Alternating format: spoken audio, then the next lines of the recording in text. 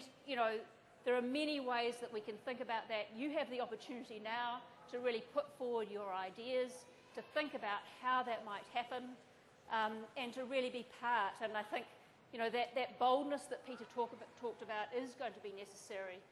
So how do we think about what that future opportunity is, how we make it better, environmentally better and more successful, perhaps, Christchurch City in the long term? So I guess for me, if we end up in 50 years' time with a city which is recognised still as Christchurch the Garden City, and when I landed this morning, you know, the pilot always does that thing about welcome to, and, you know, he said Christchurch the Garden City, and I'd been wondering if that was still the sort of the identity of the place, and I think it would be nice if in the future that was the 21st century Garden City, in terms of a city that had really embraced the opportunity of this change and made something anew of it. So, thank you.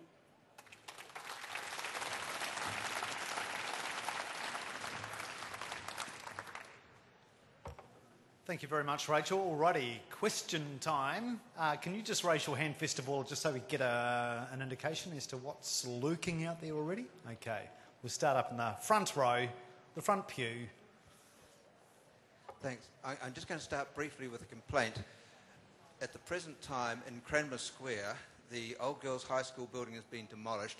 On the opposite corner, there's an ugly tilt slab building going up, which the City Council has obviously approved. Now, how do we stop this sort of thing happening? If the City Council does not have the ability to enforce some sort of design standards, then all our talk is a waste of time, surely. So how do we get that ability to enforce standards?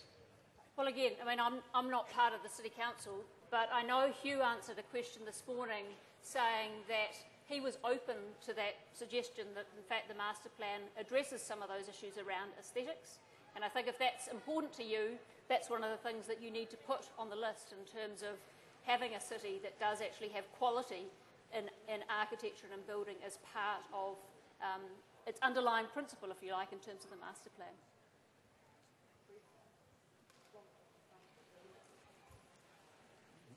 We're about to have a three-ring fight right here. I don't know. I know the building he's talking about, and I've seen the slab and everything else, but I seem to remember a couple of years ago we were looking at a new art centre, and everybody in Christchurch hated it, or the old money hated it anyway, and said, look, we don't want this. We want one that looks like the museum and everything else. We're criticising a building we don't even know what it is. Let's get that straight. Yeah. Nobody knows what the building really is, I think. So we've got to sit back and say, hey, I don't like that, but live with it. I mean, without that art centre we've got, we wouldn't have had a civil defence quarter. I don't know what the council did with their building, but that obviously wasn't suitable, which is a criticism. It should have been. It's almost new. So the thing is that saying, hey, we're going forward.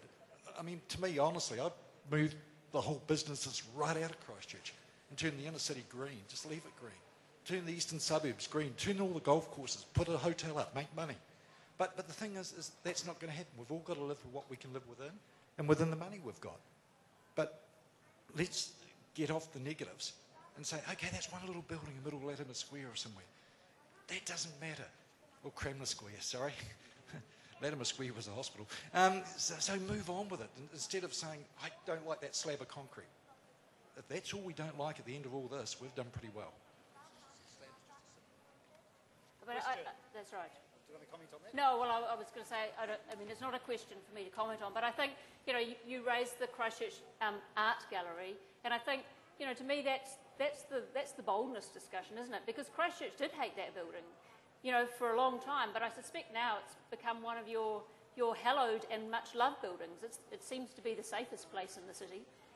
You know, who would have thought with all that curtained glass that it wouldn't have been, you know, in tatters? But I think, you know, that's what you have to embrace, that opportunity to actually see quite a different city, and one that, you know, makes some of those bold moves. And, you know, I'm sure there are going to be lots of debates amongst you all over time, but, I mean, I'd challenge you all to actually put aside some of those old debates, if you like, and actually envisage, you know, a new Christchurch.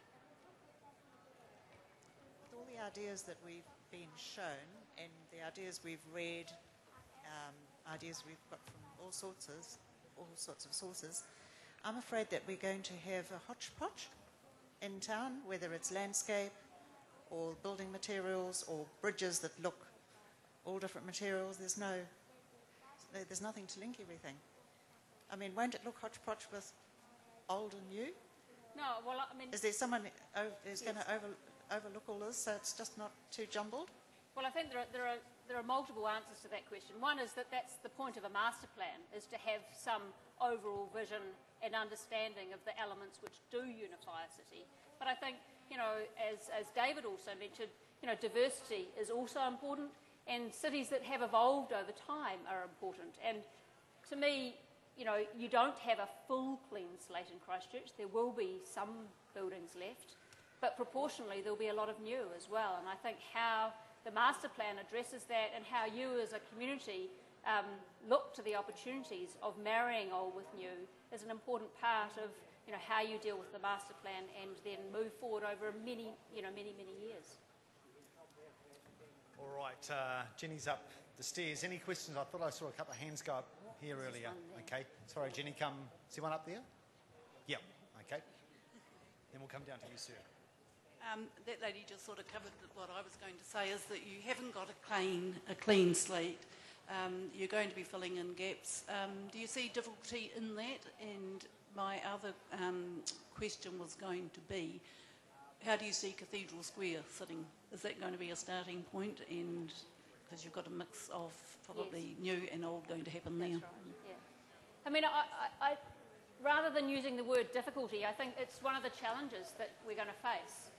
It is a reality. There will be old and new buildings together, and I think that will create some friction in some ways. But that's one of the things that you'll need to work through over time, and to look at in terms of how new buildings address their old neighbours and either reflect them in some way or actually just move on and say that was an old Christchurch, this is the new.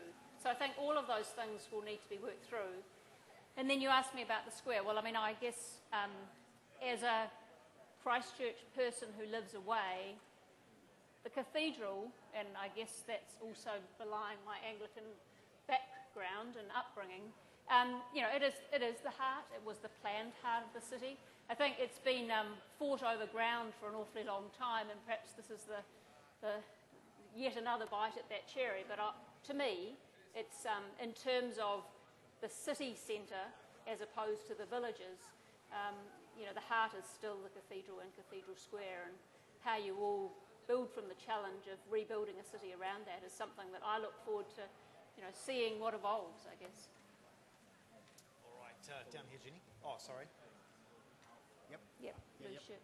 I just want to ask how you would see Worcester Street from the cathedral to the museum is a very beautiful streetscape. Now, how would you see the development of Worcester Street on the east side of the city? How do we need to go about getting a streetscape on the east side, say from the cathedral out to the avenue there, that is a reflection or a mirror of what's currently on the west side or will be?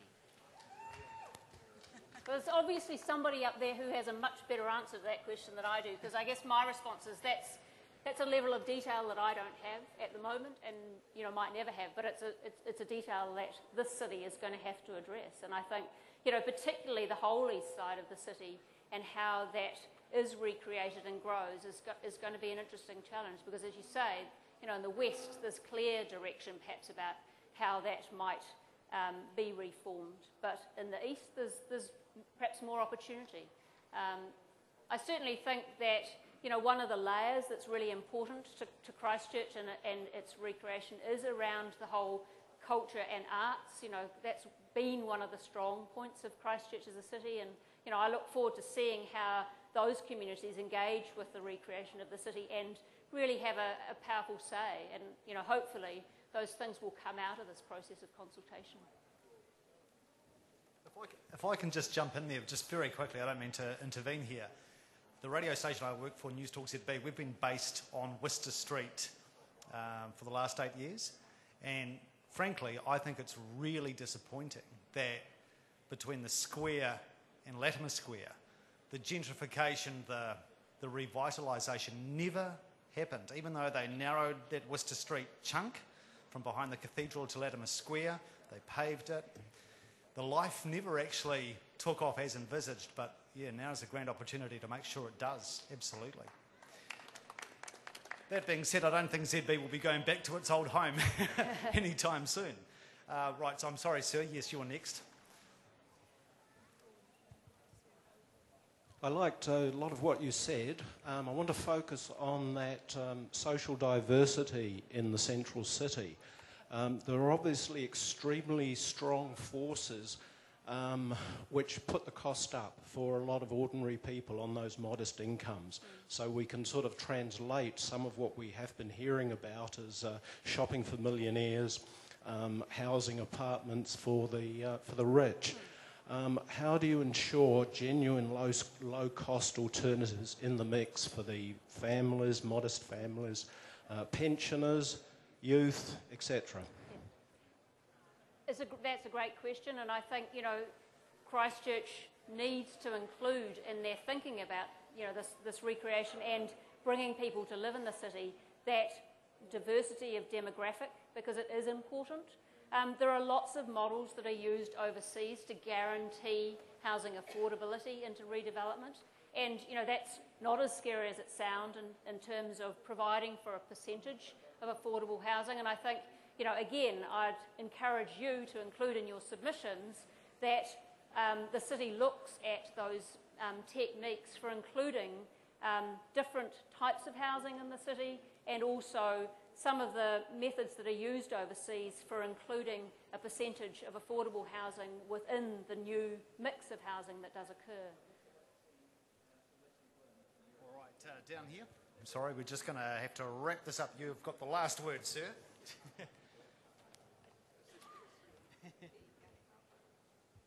Hi, Rachel. Thank you. In the landscape profession, I just want to ask a landscape planning question. And that is that the earthquake and the swamp and all the other things, which are nature, created what we're now facing. I haven't read, I haven't heard anything so far about how we should be designing with nature. We've got lots of ideas about what sort of building form, spaces, demographics and so on. But shouldn't nature be telling us where we can build? Because I believe we're still going to get more problems early on. Sea level rises and warming climates and so on are all going to create environmental things that we must take note of. Now, landscape planning has to be giving the direction here, and the land and the way the water works and the way that the geological stuff is working at the moment is indicating where we could build and where we shouldn't be building. Now, we can put high-cost engineering into areas which are unstable, but is that really the way we want to go? Perhaps we should be building with nature, with natural systems, and that will give us the form. Then we can do all this stuff on top. But first, as you all know, we need to get the foundations right. Yeah, no, I mean, I think there are two forces at play, if you like, in relation to that question as well, because the first part of it is whether you accept that Christchurch is here and how far you go to shifting where Christchurch might be, and where you draw the line about how much engineering you put in place to make a city safe. And I think, I'm not the geotechnical engineer, but I know there is going to be information coming to Christchurch that does say that there are parts of the city that shouldn't be invested in that sense. And I think, those are some of the tough decisions around, what Christchurch in a much bigger sense, not just the central city, will look like. So I entirely agree. I think that's going to be one of the other challenges in a broader sense. And I think then that will create land in Christchurch which can perhaps be part of another sort of legacy around the quality of open space, and being recognised as a city that did, take that challenge and actually respond to nature in a positive way. So it's one of those much bigger challenges, but it is definitely one that needs to be taken on. Thank you. Alrighty, folks, a warm round of applause for Rachel de Lambert.